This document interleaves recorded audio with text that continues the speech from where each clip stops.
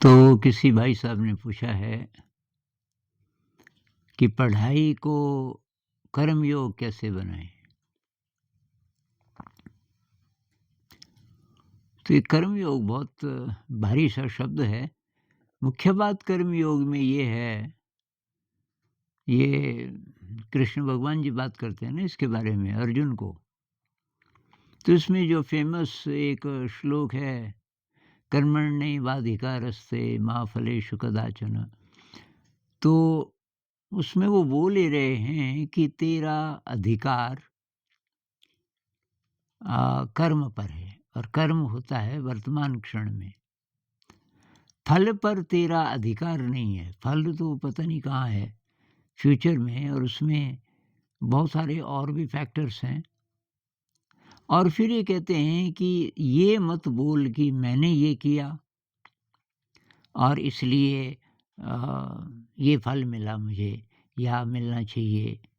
मतलब तुम उसके कारण मत बनो, जो भी रिज़ल्ट आता है वह मेरे कारण आया, ये नहीं।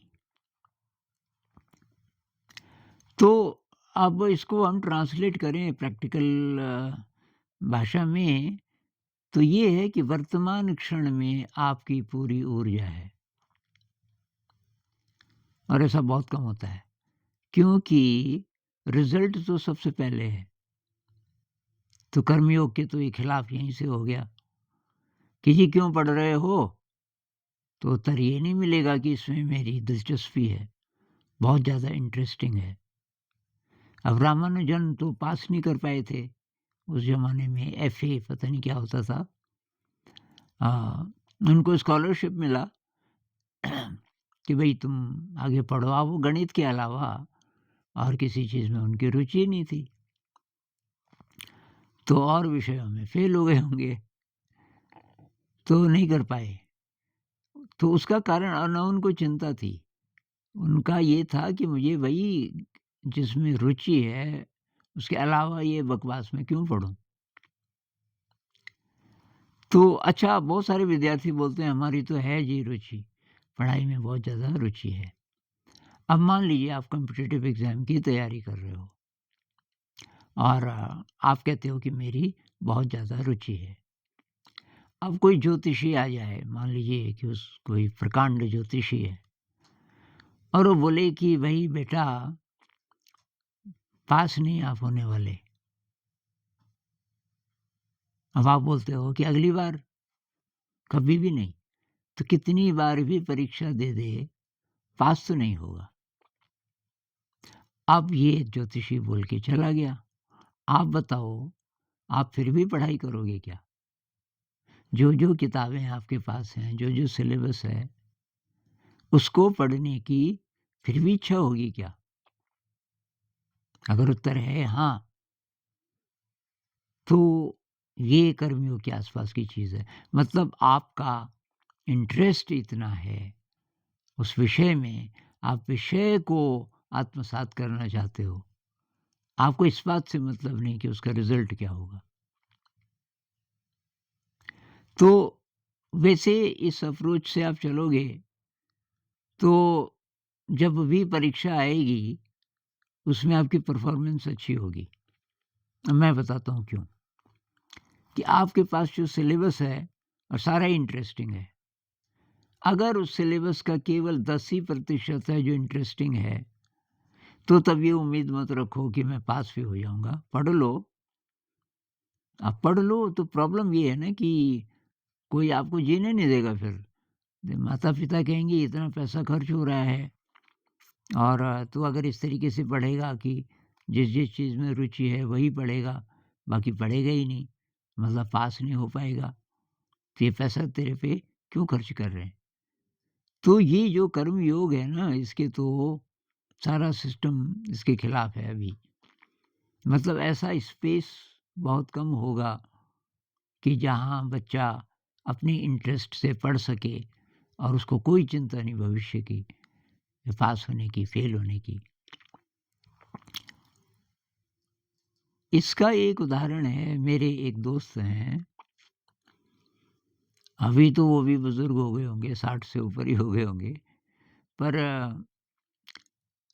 जब मैं एमफ़िल कर रहा था, तो वो पीएचडी कर रहे थे। अ, और जड़ी-बूटी में, वो बॉटनी से उन्होंने किया होगा एमएससी। तो जड़ी-बूटी में हिमालय की औषधीय जड़ी-बूटियाँ, इस पर वो रिसर्च कर रहे थे। अब रिसर्च करते-करते उनको 3 साल जब हो गए और वो लिखते रहे उसको, लिखते काफ़ी मोटी एक थीसिस उन्होंने लिख दी। तो उनके जो प्रोफ़ेसर थे, जो गाइड कर रहे थे उनको, उन्होंने बोला, "ये हो गया, तेरा रिसर्च पूरा हो गया, ये काफ़ी लिख दिया तूने और अब बस ये बहुत है।" उसने कहा कि, "नहीं गुरुजी, मैं अभी तो काम शुरू हुआ है, मैं तो बहुत कम जगह गया, अभी हाई हिमालय में तो मैं गया ही नहीं और बहुत जगह तो मैं प्रयोग कर रहा हूँ, जड़ी-बूटी उगवा रहा हूँ लोगों से और थोड़ा लो एल्टीट्यूड पे, हाई एल्टीट्यूड की जो जड़ी-बूटियाँ हैं, मतलब कोई-कोई जड़ी-बूटियाँ जो कि बहुत ऊँचाई पे होती हैं, तो मान लीजिए कि 10,000 फीट पे होती हैं और उसको वो कोशिश कर रहा था कि अ, कम एल्टीट्यूड पे क्या उगाई जा सकती हैं और अगर उगाई जा सकती हैं तो उनका गुण-धर्म कितना बदलेगा। तो उसने मेरे ख़्याल से करीब 7 साल तक रिसर्च की। 2 वॉल्यूम्स में उसकी पीएचडी छपी और उस बीच उसने कुछ किताबें भी लिख दी थी, कुछ लेक्चर्स भी किए थे। वो प्रोफ़ेसर उनका उसकी रिसर्च के बेसिस पे प्रोफ़ेसर कई देश घुमाया, क्योंकि जो गाइड है ना तो वो बोलते हैं कि भई ये मेरी रिसर्च है। उसको कोई लेना-देना नहीं और उसके बाद जब पीएचडी मिली तो अब वो प्रोफ़ेसर बनना था यूनिवर्सिटी में। उसने कहा कि ना, यहाँ तो सब मरे हुए लोग हैं, कौन करने वाला है रिसर्च जड़ी-बूटी पे? ये तो सब किताबें पढ़-पढ़ के और थीसिस लिख देते हैं। थीसिस इसलिए लिखते हैं कि नौकरी करनी है, मुझे नहीं करनी नौकरी, मुझे तो यही काम करना है। तो उसने एक फ़ार्म लिया, एक खेत लिया काफ़ी लंबा-चौड़ा प्लेन्स में और वहाँ एक बार मैं गया था, वहाँ ऐसी-ऐसी जड़ी-बूटियाँ, तो बीच में छोटा-सा रास्ता खेत के बीच में 3-4 फीट का बस, दोनों तरफ जड़ी-बूटियाँ और सड़क से अ, उनके मकान तक करीब होगा 60-70 मीटर। वो 60-70 मीटर चलते-चलते बहुत सारे बीमार ठीक हो जाते थे, उसकी खुशबू से, जड़ी-बूटियों की खुशबू से। तो कमाल का इंसान। एक बार वो जिस शहर में रह रहे थे और जहाँ पे उन्होंने तो ऑफ़िस कुछ दिन एक शहर में रहे, वहाँ उन्होंने ऑफ़िस खोला कि मैं किसी की यहाँ मदद कर सकूँ। तो पता चला कि होटल में एक सेठ जी आए हैं और उनके हार्ट का ऑपरेशन होना है अ, करीब 15 दिन बाद और उसने बोला कि वो घबरा गया कि अब पता नहीं कैसा ऑपरेशन होता है और मैं तो केदारनाथ, बद्रीनाथ नहीं गया और वैसे तो मुझे उठा के ले जाएँगे। केदारनाथ तो उठा के ले जाते थे उस ज़माने में कोई आदमी, क्योंकि पैदल बहुत था। अब उसके ऑफ़िस तक जाने के लिए सड़क से सीढ़ियाँ थी, 2 मंजिले पे था। तो सेठ को पता चला, उन्होंने कोई मैसेंजर भेजा कि यार उनको बोलो कि मैं हार्ट का पेशेंट हूँ, मेरा तो ऑपरेशन होने वाला है, उनके पास कोई चीज़ है। तो ये मेरे दोस्त ने यहाँ एक रोडोडेंड्रन होता है हिमालय में, लाल फूल बसंत में, उसका जूस था और उसने बोला कि वो सेठ जी को बोलो मैं और भी बातें बताऊँगा कि चढ़ नहीं पाएँगे, सीढ़ियाँ नहीं चढ़ पाएँगे और उनको उठाने वाला भी इस समय कोई नहीं है, तो अभी तो कोई चीज़ आप दे सकते हो। उसने कहा कि चल तू ये ले ले 1 बोतल जूस रोडोडेंड्रन का। अगले दिन करीब दोपहर के समय सेठ जी ऊपर पहुँच गए उसके ऑफ़िस में खुद चल के और फिर उन्होंने परिचय दिया। कि कल आपने जूस भेजा, कि फिर कि मैं पीता रहा उसको हर कुछ-कुछ देर में, 2 ढाई घंटे में, और कि मुझे लग रहा है कि कुछ नया प्राण आ गया मेरे शरीर में। हिम्मत आ गई और मैं तो चढ़ के आ गया। तो मेरे दोस्त ने कहा कि देखो, अगर आप थोड़ा साहस से, हिम्मत से काम लें, मत करो ये ऑपरेशन। आप ऐसे ही ठीक हो जाओगे। भई 24 घंटे में इतना आप ठीक हो गए। तो उसने कहा कि मैं ऐसे ही करूँगा, और तब कि आप जब वापस जाओगे, शायद वो दिल्ली का था, तो मैं आपको ये कुछ बोतलें दे दूँगा। और तब बाद में पता चला कोई ऑपरेशन नहीं, गए ही नहीं वो डॉक्टर के पास। तो अब ये है कर्मयोग एक तरीके से।